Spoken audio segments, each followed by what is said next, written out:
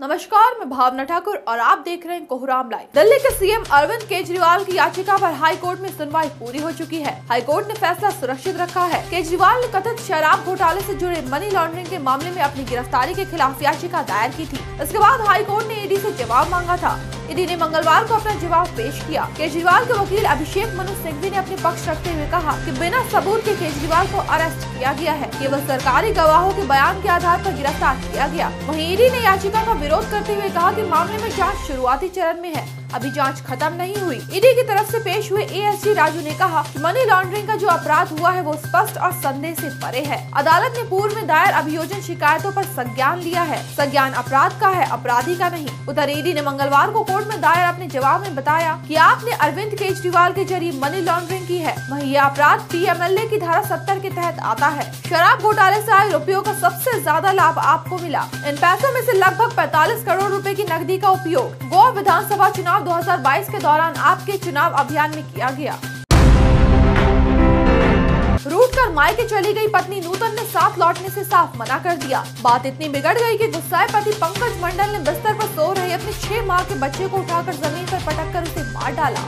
नूतन की चीखने चिल्लाने की आवाज सुन आसपास के लोग जुटे और भागते पंकज को पकड़ उसे पुलिस के हवाले कर दिया। खबर है कि पंकज नशेड़ी है। वो दारू पीकर रोज रोज पत्नी नूतन को मारा पीटा करता था। इससे आजिज होकर रूठी नूतन अपने मायके चली आई थी। पत्नी को वापस ले जाने के लिए पंकज कई बार उसके पास आया, पर नूतन ने ससुराल जाने से साफ मना कर दिया। यह वारदात गोड्डा के नरोत्तमपुर गांव की है। झारखंड मुक्ति मोर्चा यानी झामुमो के हिस्से 5 सीटें आने की खबर है। महागठबंधन में सीट बंटवारे का फॉर्मूला लगभग तय है। खबर है कि जब तक कांग्रेस अपने प्रत्याशियों के नामों का ऐलान नहीं करती, तब तक झामुमो भी खामोश रहेगी। जेल में मधुपुर सीएम हेमंत सोरेन जेल से ही सीट बंटवारे और मौजूदा राजनीति पर नजर रखे हुए हैं। उन्होंने पुराने नेता को तरजीह देने पर जोर दिया है। उन्होंने अपना संदेश सीएम चप्पल सोरेन को भिजवा दिया। जेएमएम के हिस्से जो सीटें आई है उनमें राजमहल, दुमका, गिरिडीह, जमशेदपुर और सिंहभूम की सीट है। इन सीटों पर सहमति लगभग बन गई है। उनमें राजमहल से विजय हांसदा, दुमका से स्टीफन मरांडी, गिरिडीह से मथुरा महतो, सिंहभूम से दशरथ गगराई, जमशेदपुर से सुनील महतो की बेटी स्नेहा महतो के नाम की चर्चा जोरों पर है। लोकसभा चुनाव की तैयारी में जुटे लोजपा सुप्रीमो चिराग पासवान को बड़ा झटका लगा है। उनकी पार्टी के 22 नेताओं ने एक साथ इस्तीफा दे दिया। इनमें ज्यादातर नेता हाजीपुर लोकसभा सीट से गहरे ताल्लुकात रखते हैं। इस्तीफा देने वाले नेताओं में लोजपा के संगठन मंत्री रविंद्र सिंह एवं अजय कुशवाहा जैसे कई दिग्गज नेता शामिल है। नेताओं का इल्जाम है कि पार्टी में पुराने नेताओं को तरजीह नहीं दी गई। पैसा लेकर टिकट बेच दिया गया। सुप्रीमो चिराग पासवान हाजीपुर सीट से चुनाव लड़ने वाले हैं।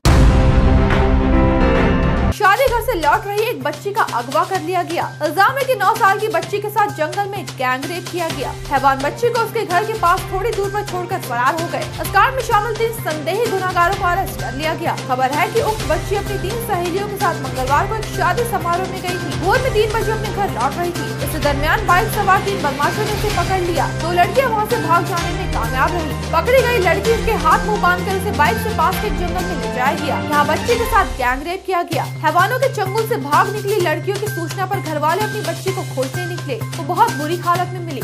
पुलिस ने फौरी कार्रवाई करते हुए संदेही गुनहगार शिव कुमार सिंह, धर्मेंद्र सिंह एवं राजेश ठाकुर को अरेस्ट कर लिया। मामला पलामू के नवाडी थाना क्षेत्र से सामने आया है। मुक्केबाजी में भारत के पहले ओलंपिक पदक विजेता विजेंद्र सिंह भाजपा में शामिल हो गए। उन्होंने कहा कि मैं देश के विकास के लिए भाजपा में आया हूं। नेता विजेंद्र सिंह के भाजपा में शामिल होने से कांग्रेस को एक और बड़ा झटका लगा है। कांग्रेस द्वारा उन्हें मथुरा से उम्मीदवार बनाए जाने की बात खूब जोर से उछल रही थी। मथुरा से भाजपा ने मौजूदा सांसद हेमा मालिनी को टिकट दिया है। बॉक्सर विजेंद्र सिंह ने बॉलीवुड फिल्म पगड़ी में एक्टर अक्षय कुमार के साथ काम किया है। बॉक्सर होने के अलावा विजेंद्र सिंह हरियाणा पुलिस में डीएसपी भी है। उनके प्रोफेशन बॉक्सिंग में आने को लेकर काफी विवाद हो चुका है। विजेंद्र को खेल क्षेत्र में भारत के सर्वोच्च अवार्ड राजीव गांधी खेल रत्न अवार्ड और भारत के चौथे नागरिक सर्वोच्च सम्मान पद्म श्री से सम्मानित किया गया है।